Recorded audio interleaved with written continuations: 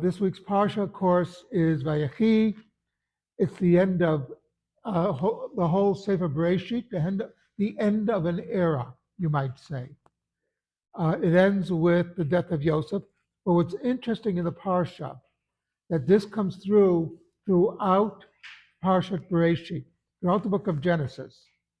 It is not the older son who inherits. It's the oldest son inherit the position of leadership. Okay. One of the interesting things is that usually you expect that when leadership of the family is passed down, it should go to the oldest because that's the traditional idea. The Torah doesn't take that route. Remember, Yehuda, who is the leader of the brothers, is the fourth son. Okay, and he shows his leadership in the whole inyan of the sale of Yosef, and then standing up for Binyamin, and the whole issue with Tamar. He shows his leadership. When the brothers are trying to convince Yaakov that they have to send Binyamin to Egypt, Reuben comes up with a plan. Yaakov rejects it because he knows Reuben is a good kid, he's a good guy, he means well, but it never works out the way he wants. Whereas Yehuda, he respects. He has respect for Yehuda, but not for Reuben. And if you look at the blessing he gives to Reuben, it's basically saying, oh, yeah, you're my firstborn, but you're not the leader. I love you. You're not the leader. Yehuda is the leader. The scepter shall not leave from Yehuda. So this is a very important issue. And then if you look throughout our history, our two greatest kings were David and Shlomo, David and Solomon.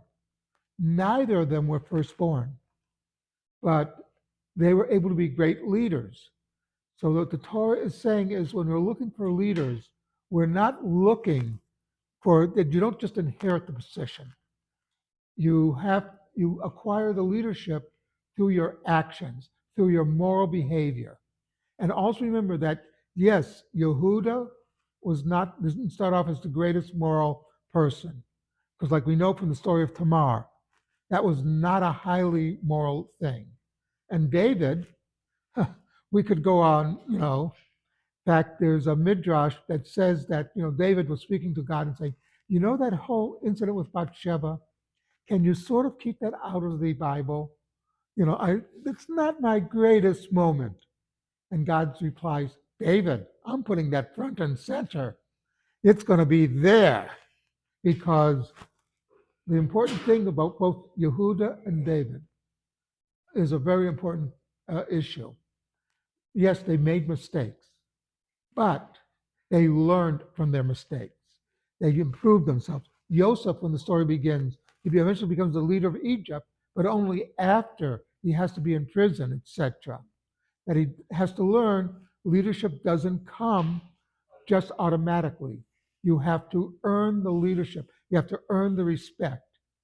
And that is basically what the Parsha is, one of the things the Parsha is coming to teach us, what the Torah is coming to teach us. You want to be a leader, you have to do the work. You have to earn the respect. You have to achieve that status. It doesn't come automatically. Something